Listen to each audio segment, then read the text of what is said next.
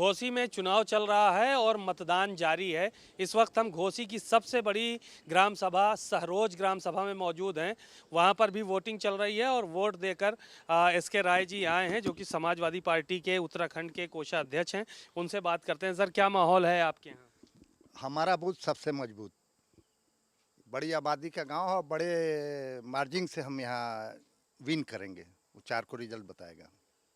तो ग्राम सभा जीत रहे हैं, खाली बूथ जीत रहे नहीं हैं? नहीं, मैं पार्लियामेंट की बात कर रहा हूँ। बूथ तो हम अपना जीतेंगे ही।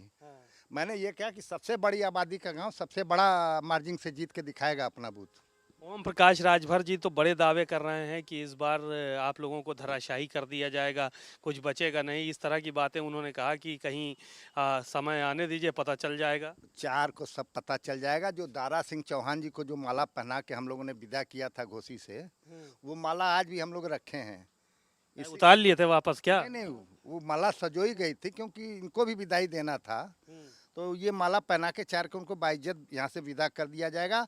और ये ढूंढेंगे कि अब हम कहाँ से चुनाव लड़ें। बनारस लड़ लिए, बलिया लड़ लिए, घोसी लड़ रहे हैं।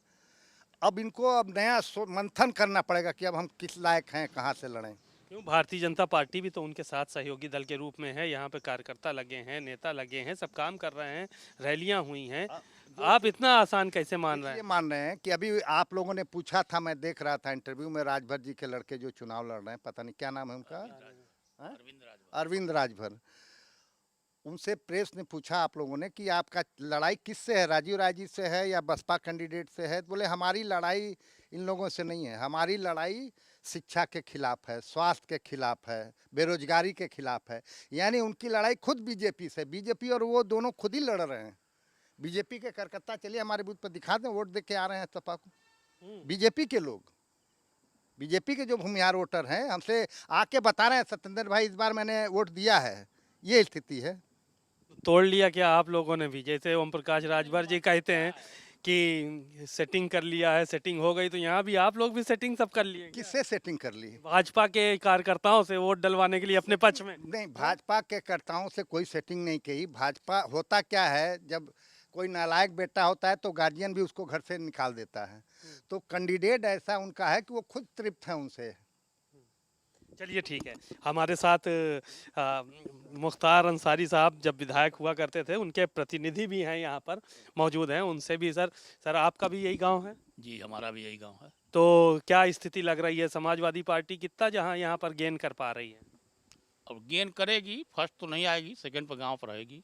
क्यों फर्स्ट क्यों नहीं आएगी? ये क्या, क्यों स्थिति? रात भर मतदाता ज़्यादा हैं, जातिवाद की राजनीति है, हाँ, तो वो ज़्यादा वोट करेंगे। अच्छा। हमारे यहाँ पोलिंग कम होगी राय साहब में। तो अच्छा, राजभर मतदाता को क्या मोटिवेट आप लोग नहीं कर पाए हैं? राजभर वोट तो राजीव राय तो कह रहे हैं दावा है हमारा। मोटिवेट किया गया है, बातचीत से संतुष्ट किया गया उनको।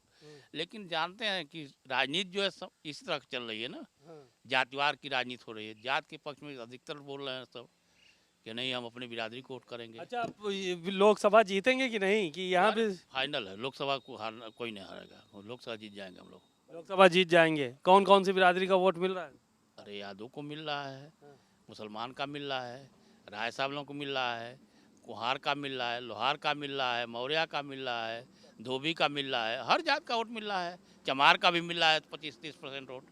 क्यों दलित वोट क्यों दे रहा है? इसलिए एक संविधान का परिवर्तन करना है। इन लोगों ने संविधान बदल रहे हैं, ये लोग संविधान को बचाने के लिए दलित वोट कर रहे हैं हमारे पास, इंडिया गठबंधन को।